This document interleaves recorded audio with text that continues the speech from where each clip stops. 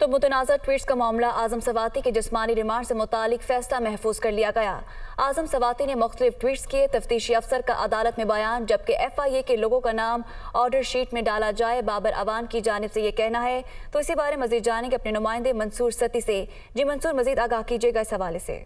बिल्कुल, PTI के जो सेनेटर हैं आज़म सवाती, उनको अदालत में पेश किया गया, वकास राजा की अदालत में, जुडिशल मजिस्ट्रेट की अदालत में, जबकि जो तफ्तीशी अफसर थे वसीम और शेख आमर, उन्होंने अदालत को बताया कि इन्होंने मुख्तलिफ ट्वीट्स किए हैं जिसकी वजह से इनको गिरफ्तार किया गया।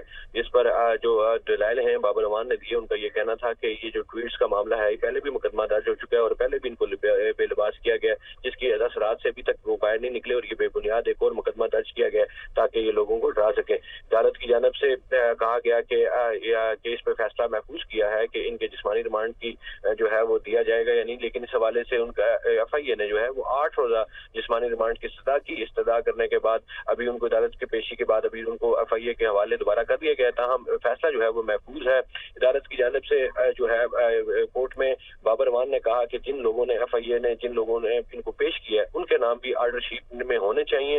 आज़म सवाती ने भी अदालत से इस्तदा की कि जो एक असिस्टेंट FIA के डायरेक्टर हैं उनका नाम लिया, तो अदालत ने कहा कि जो लोग आपको यहाँ पेश करेंगे मैं उनका नाम ऑर्डर शीट में लिख सकता हूँ, जिस पर अदालत ने जो फैसला है तो फैसला महफूज कर लिया गया है। बहुत शुक्रिया मंसूर सती, हमें अपडेट कर रहे थे।